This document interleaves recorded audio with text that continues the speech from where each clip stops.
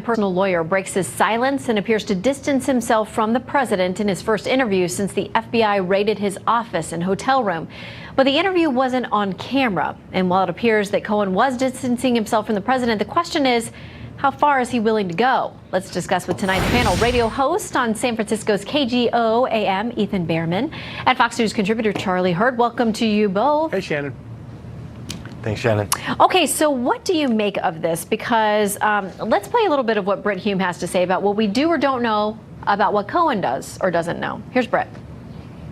He's in hot water, and he doesn't want to offend the prosecutors who are investigating him. And so he is apparently prepared to cooperate. Well, that's what people do.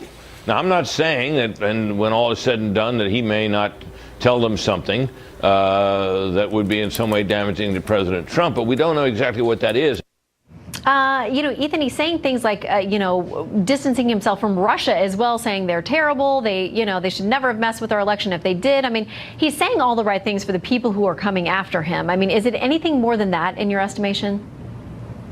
Well, it sure could be. Again, we have millions of documents now, 1.3 million that we just found out today that prosecutors have access to. A big conversation in this one, Shannon, that you know well, is the attorney-client privilege.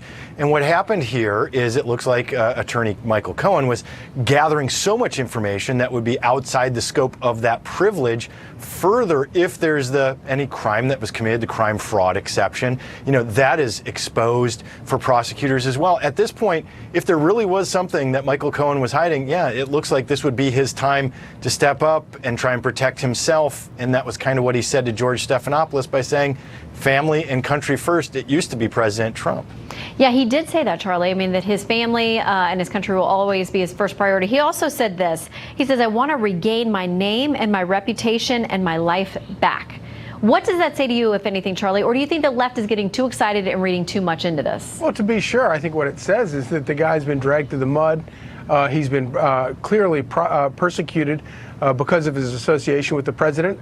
He's frustrated. I certainly understand that. But also, I'm afraid that sort of the press in these situations, they've not been very honest brokers in the past. They're looking for smoking guns everywhere.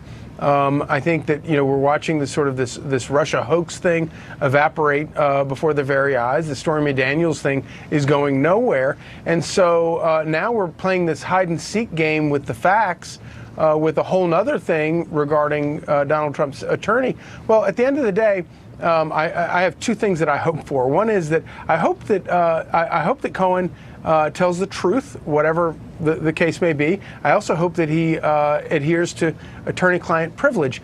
But I have to say that if they do go after him and try to get him for something that has nothing to do with Russia, nothing to do with the presidency, nothing to do with the campaign, it just proves that there is a new standard for politicians if they're running against the swamp. To be clear, what we've seen so far in all these plea deals and agreements and that kind of thing, that's what we've seen. These have been for things that don't have to do with any kind of Russian collusion. They are other things.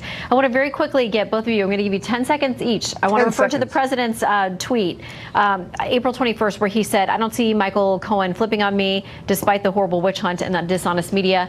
Quickly to you, Ethan, first. Does he flip? I think he does. And what's totally wrong about what Charlie just said is the Southern District invaded and searched an attorney's office. The standard to do that is very high, Shannon. All right. You went over your 10 seconds. I don't think he does because I don't think he really knows anything of any import. Might not be anything to flip. All right, Ethan and Charlie, you are very important. Thank you for being with us tonight. Good to see you both. Good to see you. All right, there's a growing chorus of